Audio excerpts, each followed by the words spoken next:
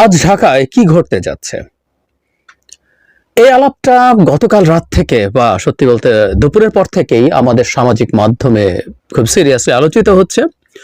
উপলক্ষ আমরা এর মধ্যে জেনে গেছি, আওয়ামী লীগ আজ একটা জনসভা করতে চাইছে নূর হোসেন চত্বরে। 10 নভেম্বর নূর হোসেন শহীদ হয়েছিলেন। স্বৈরাচার নিপাত যাক, গণতন্ত্র মুক্তি পাক, সেই অসাধারণ মানব পোস্টটা এবং কি অবিশ্বাস্যভাবে নূর হোসেন গুলিতে মারা গেলেন, অমর হয়ে গেলেন আমাদের ইতিহাসে। যুবলীগ কর্মী ছিলেন আমরা যতদূর জানি, সুতরাং এই মৃত্যুর সাথে আওয়ামী লীগের একরকম যোগাযোগ আছে। গণতন্ত্র মুক্তি পাওয়ার জন্য আওয়ামী লীগের একজন জীবন দিয়েছে, আরো কেউ কেউ দিয়েছে, কিন্তু এটাই আইকনিক হয়ে আমাদের সামনে দাঁড়িয়েছে। সেই দিন এখন সামনে রেখে আওয়ামী লীগ গণতন্ত্র প্রতিষ্ঠার জন্য নূর হোসেন চত্বরে তার নেতাকর্মীদেরকে, আমি প্রায় বলছি ইংরেজিতে কলোকেশন বলেন, একটা শব্দ বললে তার সাথে সবচেয়ে উপযুক্ত শব্দ হয়ে যায় আরেকটা, সেটা হচ্ছে আওয়ামী লীগের নেতাকর্মী, আওয়ামী লীগের পান্ডাদেরকে তারা বলেছে একত্র হওয়ার জন্য, সমাবেশ করার জন্য নূর হোসেন চত্বরে।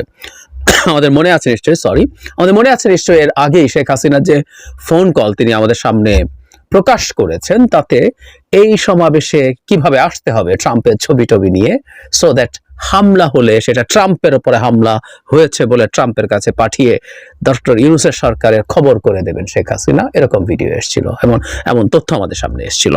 যাই হোক, তারা সমাবেশ করতে চাইছেন এবং তাদের ফেসবুকের অফিসিয়াল পেজ খুবই সরগরম হয়ে আছে, একটার পর একটা স্টেটাসে। আমি কয়েকটা একটু পড়তে চাই। সেটা হলো, বলছেন তারা স্বাধীনতা ও সার্বভৌমত্ব রক্ষায়, গণতন্ত্র সুবিচার প্রতিষ্ঠায় দলে দলে যেতে বলছেন 10 তারিখ। সেনাবাহিনীর প্রতি উদাত্ত আহ্বান, কোন রাজনৈতিক দলের বাধা দেয়া মানে মানবাধিকার লঙ্ঘন, আপনারা অবৈধ সরকারের আদেশ মানবেন না। ওদের স্টেটাসে যতবার বাধা লিখেছে, চন্দ্রবিন্দু লিখেছে, এই বাধা আসলে ভুল বানানো। আওয়ামী লীগের আরেকটু লেখাপড়া জানা উচিত ছিল। এই বাধা মানে টু টাই সামথিং, বেঁধে ফেলা দড়ি দিয়ে। বাধা দেয়া মানে হলো অবস্টিকাল, এটা চন্দ্রবিন্দু ছাড়া হবে। প্রত্যেকবার তারা এটাই লিখেছেন। সাজিব ওয়াজেদ জয় শেখ হাসিনার পুত্র, এক সময় যুবরাজ ছিলেন, এখনো নিচে হয়তো যুবরাজ মনে করেন। উনি বলছেন 10 নভেম্বর হোক ইউনূসের ফ্যাসিস্ট স্বৈরশাসনের অবসানের শুরু। ইউনূসের ফ্যাসিস্ট কে বলছে? পৃথিবীর ইতিহাসে সর্বোচ্চ, কেউ কেউ ফ্যাসিস্ট বলেন, আমি বলি না, তারপরেও বলছি, ফ্যাসিস্ট বা মাফিয়ার যে রেজিম ছিল তার সন্তান বলছেন 10 নভেম্বর থেকে শুরু করে দেবেন। নূর হোসেন চত্বরের নেতৃত্ব দেবে কে? আমি, আপনি, আমরা সবাই নূর হোসেন। খানিকটা নকল মনে হচ্ছে। আমাদের বলেছিল না নেতৃত্বের ক্ষেত্রে কে তুমি কে আমি কে, সমন্বয়ক। গার্মেন্ট কর্মীদেরকে আহ্বান জানানো হয়েছে এখানে আসার জন্য, মানে আপনারা আসুন, আপনাদের দাবি দাওয়া নিয়ে, মানে যত রকম মানুষকে জড়ো করা যায় সে চেষ্টা হচ্ছে। আদৌ কি তারা সেটা চাইছেন নাকি অন্য কোনো পরিকল্পনা আছে, সেটা নিয়েও কথা বলতে চাই। এটার প্রতিক্রিয়ায় যা হবার তাই হয়েছে। আমাদের বৈষম্য বিরোধী ছাত্র আন্দোলন তারা জরুরিভাবে বসে তারা আহ্বান জানিয়েছেন, এবং আমি রাতের বেলা যখন এই ভিডিওটা রেকর্ড করছি তখন দেখি নূর হোসেন চত্বর ছাত্র জনতার দখলে চলে গেছে। শুধু তারাই নন, বিভিন্ন রাজনৈতিক দল, বিএনপি, জামায়াত সহ সব রাজনৈতিক দলের নেতাকর্মীরাও নূর হোসেন চত্বর অলমোস্ট দখল করে নিয়েছেন। আওয়ামী লীগ কি করতে পারবে না পারবে আমরা বুঝতে পারি, তবে একটা কথা খুব জরুরি, এটা মনে রাখা দরকার, আমাদেরকে কোনো ব্লাফ দেয়া হচ্ছে? ক্রমাগত নূর হোসেন চত্বর বলে সবার ফোকাস বা মনোযোগ ওই জায়গায় রেখে আওয়ামী লীগ অন্য কোথাও কোনো ঝামেলাপূর্ণ কাজ করার চেষ্টা করবে। আমাদের সতর্ক থাকা দরকার। এজন্যই আসলে এই কাজগুলো ঠেকানো, এই কাজগুলোর বিরুদ্ধে দাঁড়ানো কোনোভাবেই জনগণের না, এগুলো রাষ্ট্রের কাজ, রাষ্ট্রীয় বাহিনী, রাষ্ট্রীয় গোয়েন্দা বাহিনী এই ব্যাপারগুলো ডিল করা দরকার। যদিও আমরা খুবই সন্দিহান যে এই কাজগুলো ঠিকঠাক মতো এখনো হয়ে উঠছে কিনা, গোয়েন্দা সংস্থাগুলো কি ঠিকঠাক মতো আমাদের বর্তমান সরকারের নিয়ন্ত্রণে আছে কিনা, তাকে সঠিক তথ্য দিচ্ছে কিনা। কারণ এর মধ্যে আমরা গুরুত্বপূর্ণ কিছু মানুষ যারা এইসব ব্যাপারে খোঁজ খবর রাখেন, তারা জানাচ্ছেন দেশের বিভিন্ন জায়গা থেকে আওয়ামী লীগের নেতাকর্মীরা ঢাকার অভিমুখে আসতে শুরু করেছেন। এই তথ্য আমাদের সামনে এসে হাজির হয়েছে। সুতরাং এই ব্যাপারেও আমাদের সতর্ক থাকা দরকার। শুধু সেটাই না, তারা রীতিমতো এখানে তারা কি নিয়ম কানুন ফলো করতে হবে সেগুলো তারা জনগণকে বলার চেষ্টা করছেন। যেমন আমি একটু পড়ি, 10 নভেম্বর 0 পয়েন্টে নূর হোসেন চত্বরে আসবেন, পুলিশ র্যাব সেনাবাহিনীর বাধা আবার চন্দ্রবিন্দু দিয়ে কিভাবে ফাঁকি দেবেন। লিখছেন, দলবদ্ধভাবে নয়, আসবেন একা একা, বিভিন্ন রুট চেঞ্জ করে গুলিস্তান পৌঁছাবেন, সাথে মোবাইল থাকলেও সেই মোবাইলে কোনো ছবি, কোনো ওয়ালপেপার রাখবেন না যাতে আপনাকে আওয়ামী লীগ হিসেবে চিহ্নিত করতে পারে। যদি কোনো বাধা আসে অবশ্যই কোনো রকম ভাঙচুর বা নাশকতার ফাঁদে পা দেবেন না। আওয়ামী লীগ সরকারি সম্পদ, দেশের মানুষের সম্পদ ধ্বংসের রাজনীতি করে না। এটা দেশকে ধ্বংস করে দিয়েছে, একটা দেশকে ভারতের উপনিবেশ বানিয়েছে। এখন আওয়ামী লীগ এগুলো বলছে। পৃথিবীটা বা বেঁচে থাকাটা আসলে, বাংলাদেশে অন্তত বেঁচে থাকা ইজ ফুল অফ ফান। সাধারণ মানুষকে সাথে নেওয়ার জন্য প্রচারণা চালাবেন, সাধারণ মানুষ আওয়ামী লীগের সাথে যাবে, আওয়ামী লীগের লোকই পাবে কিনা সেটা পরের কথা। যাই হোক, তারা এক ধরনের চেষ্টা এবং রীতিমতো ফেসবুকে স্ট্যাটাস দিয়ে তারা এগুলো বলছেন। এবং আমরা কিছুটা ওই যে বললাম, গুরুত্বপূর্ণ মানুষজন যারা এসবের অথেন্টিক সোর্সের খবর রাখেন, চেক করেন, তারা জানাচ্ছেন ঢাকার বাইরে বিভিন্ন জায়গা থেকে ছোট ছোট দলে আওয়ামী লীগের লোকজন ঢাকার দিকে আসছেন। আওয়ামী লীগের এই যে কাজ করছে, তাতে মতলবটা কি? আমি এই ঘটনাকে আন্ডার এস্টিমেট করার দরকার আছে বলে মনে করি, কিন্তু ওভার এস্টিমেটও যাতে না করি। আওয়ামী লীগ অনেক বড় কিছু করার সক্ষমতা বাংলাদেশে রাখে না।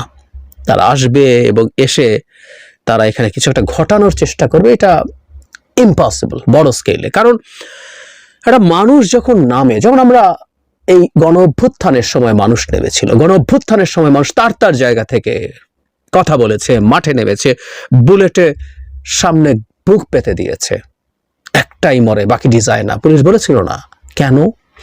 কারণ মানুষ যখন একটা আদর্শের জন্য লড়াই করে, আদর্শের জন্য মানুষ জীবন দিতে পারে, দেয়। ইতিহাসে বিভিন্ন সময় হয়েছে, এমনকি সে আদর্শ ভ্রান্ত হতে পারে। ভ্রান্ত আদর্শের জন্য মানুষের শত শত হাজার হাজার মানুষের জীবন দেওয়ার ইতিহাস সারা পৃথিবীতেই আছে।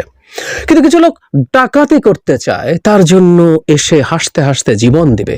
মানে আওয়ামী লীগ আবার ক্ষমতায় যদি আসতে চায়, তাদের ভাষ্য মতে ফ্যাসিস্ট ডক্টর ইউনূসকে ক্ষমতা থেকে ফেলে দিতে চায়, গণতন্ত্র প্রতিষ্ঠা করতে চায়, অর্থাৎ তারা গণতন্ত্র প্রতিষ্ঠা করে ক্ষমতায় আসতে চায়।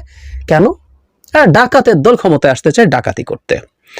রাস্তায় বা মানুষের ঘরে ঘরে গিয়ে ডাকাতির যে ঝুঁকি আছে, যে ইনকাম আছে, সেই তুলনায় স্টেটের পাওয়ার যদি নিয়ে নেওয়া যায়, সেই ডাকাতি বা চুরি, ক্লেপ্টোক্রেসি, আপনি রাষ্ট্রযন্ত্র ব্যবহার করে চুরি ডাকাতি সেফ এবং অঙ্ক অকল্পনীয়, যেখানে শেখ হাসিনার পিয়ন 400 কোটি টাকার মালিক হয়, নিজে বলেন। সো ডাকাতরা খুব মোটিভেশন নিয়ে রাস্তায় আসবে, নেমে বহু কিছু ঘটিয়ে দেওয়ার চেষ্টা করবে। No, I am sorry, Awami লীগের ডাকাত পান্ডারা অনেক কিছু করতে পারবে না। তবে যে কারণে বলছি যেন ওদেরকে ওভার এস্টিমেট করার দরকার নেই, কিন্তু আন্ডার এস্টিমেট কেন করবো না? তারা বিভিন্ন জায়গায় কিছু সন্ত্রাসী কর্মকাণ্ড করার চেষ্টা করতে পারে, করতেই পারে, তারা সংঘর্ষে জড়ানোর চেষ্টা করতে পারে আইন শৃঙ্খলা রক্ষাকারী বাহিনী এবং আমাদের যারা মাঠে থাকবেন, ছাত্র জনতার যারা মাঠে থাকবেন। এটার কারণ হচ্ছে এই যাদেরকে এই দায়িত্ব দেওয়া হবে, এর মধ্যে তাদের পেইড লোক, ওরাও কোন আদর্শের জন্য টাকা পাবেন এবং এর মধ্যে আওয়ামী লীগের টাকা আছে, এর মধ্যে ভারতীয় এজেন্ট থাকার সমূহ সম্ভাবনা আছে। ভারত যেইভাবে এখন বাংলাদেশের বিরুদ্ধে লেগে আছে এখনো, এবং সম্প্রতি ট্রাম্পের নির্বাচিত হওয়ার প্রেক্ষাপটে তাদের যে মোরাল বুস্টিং হয়েছে, সেসব মিলে ভারতও মাঠে যথেষ্ট থাকার সম্ভাবনা আছে এবং তারা কিছু কেওস তৈরি করার চেষ্টা করবে এই দিনকে সামনে রেখে। সেই কারণে এটাকে যেন আমরা আন্ডার এস্টিমেট না করি। আর একটা জিনিস খুব জরুরি, সেটা হচ্ছে যতটা সম্ভব রাষ্ট্রীয় বাহিনী দিয়ে এদেরকে হ্যান্ডেল করা, ট্যাকল করা, এটা সবচেয়ে জরুরি। কারণ যখনই আমাদের ছাত্র জনতা এরকম একটা পরিস্থিতিতে মাঠে আছে, তারা নেমেছেন, নূর হোসেন চত্বর দখল করেছেন, এবং আমি আবারও বলছি এটা একটা ব্লাফ হতে পারে। আরো বিভিন্ন জায়গায় রাষ্ট্রীয় বাহিনীকে নজরদারি করতে হবে এবং সতর্ক থাকতে হবে। কিন্তু এইরকম নামিয়ে পরস্পরের মধ্যে সংঘর্ষ তৈরি করে দিতে পারা আওয়ামী লীগের জন্য খুব ভালো। কারণ বাংলাদেশে যখনই এই ছাত্ররা বা সাধারণ জনগণ আওয়ামী লীগকে ঠেকানোর জন্য মাঠে থাকবে, তাদের সাথে সংঘর্ষে জড়াবে, তখন খুব স্বাভাবিকভাবে এই মেসেজ যাবে টু দ্য ওয়ার্ল্ড যে বাংলাদেশে যে সরকার আছে তারা রাষ্ট্রের নিরাপত্তা নিশ্চিত করার জন্য যথেষ্ট না, এখনো তারা মব তৈরি করছে। এটা ইনফ্যাক্ট তাদের ন্যারেটিভকে এস্টাবলিশ করতে সাহায্য করবে। সুতরাং আবারও বলছি, যতটা সম্ভব, যত বেশি সম্ভব, যতভাবে সম্ভব রাষ্ট্রীয় বাহিনী, পুলিশ আছে, সেনাবাহিনী আছে, যারা এখন ম্যাজিস্ট্রেসি পাওয়ার নিয়ে মাঠে আছে, তাদেরকে মাঠে রাখা দরকার। আর ওদের এই ডাক নিয়ে খুব বেশি আমরা যাতে দৌড়ঝাঁপ না করি, কারণ নাহলে ওরা মাঝে মাঝে এরকম ডাক দেবে, আসবে না হয়তো, কিন্তু এটা নিয়ে আমাদের সাজ সাজ রব হবে, আমরা বারবার এরকম করে দৌড়ঝাঁপ করতে থাকবো, এটা দেখতে তাদের ভাল লাগবে। এটাও যাতে আমরা অত বেশি না করি। আর বটম লাইন যেটা, আওয়ামী লীগ তার নিজের নেতাকর্মীদের জীবনে ঝুঁকি তৈরি করছে। উনি তো পালিয়েছেন, শেখ হাসিনা পালায় না, লেজ গুটিয়ে পালিয়েছেন বোনকে নিয়ে। তার সন্তানরা তো বাইরে আছেই, এবং অনেকেই পালিয়েছেন।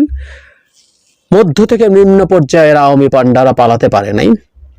ধীরে সুস্থে হয়তো মাথা নিচু রেখে ক্ষমা চাওয়ার ঢঙ্গে যদি জীবনযাপন করত, আস্তে আস্তে সমাজের মূল স্রোতে তারা মিশেও যেতে পারত। কিন্তু এই সব কর্মকাণ্ড করে এই মানুষগুলোর জীবনে ঝুঁকি তৈরি করছে, এটা তারা আর খেয়াল করছে না। জাস্ট কিছু পেটি উদ্দেশ্য। আবারও বলছি, এটা কোনোভাবেই না এটা দিয়ে ডক্টর ইউনূসের সরকারকে ফেলে দেওয়া যাবে। কিছু ঝামেলা করা, ডিস্টেবিলাইজ করা। আমি অনেক দিন আগে একটা কথা বলেছিলাম, প্রথম 91 সালে অপ্রত্যাশিত হারের পর শেখ হাসিনা সংসদে দাঁড়িয়ে বলেছিলেন, এই সরকারকে একদিনের জন্য শান্তিতে থাকতে দেব না। উনি একজন সাইকোপ্যাথ। এই সাইকোপ্যাথ অনিবার্যভাবেই ডক্টর ইউনূসকে একদিনের জন্য, এই সরকারকে একদিনের জন্য শান্তিতে থাকতে দেবেন না, এই পণ তার করারই কথা। সেটাই করছেন। সুতরাং শান্তিতে থাকতে দেবেন না, আসতে পারবেন না জানেন, কিন্তু শান্তিতে থাকতে দেবেন না, এই কাজ করবেন। কিন্তু এটা করে আওয়ামী লীগের নেতাকর্মীদের উপরে ঝুঁকি তৈরি করছেন একই সাথে, which is very important। এই দলটার ওপরে মানুষের যাদের কিছুটা ছাড় ছিল, কিছুটা ভিন্নভাবে ভাবার কথা ছিল, ওই প্রত্যেকটা মানুষের মত শেষ করে দিচ্ছেন। এখন আওয়ামী লীগকে নিষিদ্ধ করে দাও, এই রব আরো শক্তভাবে ক্রমাগত উঠতে থাকবে। উনি ফোনে যেসব কথা বলেন, উনি যেসব কর্মসূচি আমাদের সামনে তার হয়ে এখানে বলা হচ্ছে, কর্মসূচি আয়োজন করা হচ্ছে, এগুলো প্রত্যেকটা আওয়ামী লীগের উপরে আরো রাষ্ট্র এবং জনগণকে মারমুখী হয়ে ওঠার জন্য উস্কানি দেন, নিষিদ্ধ করে দেওয়ার উস্কানি দেন। আখেরে আওয়ামী লীগ হারবে, আওয়ামী লীগ আরো ক্ষতিগ্রস্ত হবে। যেটা হয়, শেখ হাসিনা মনে করেছিলেন তার এত বুদ্ধি, তার এত চারদিকে যোগাযোগ আছে, উনি 41 পর্যন্ত ক্ষমতায় থাকবেন। এবং কেউ আমরা বলতে শুনতাম, তারা শেখ হাসিনার উপর এতটাই আস্থা বিশ্বাস এনেছিলেন যে উনি পারেন, উনি সব ম্যানেজ করতে পারেন। আমার মনে আছে 2022 সালে র্যাবের স্যাংশনের পর বলেছে উনি পারেন, এই ন্যারেটিভ শেষ হয়ে গেছে, উনি পতন হয়েছে। সুতরাং শেখ হাসিনা যা করেন সব ভালো না, সব সঠিক না।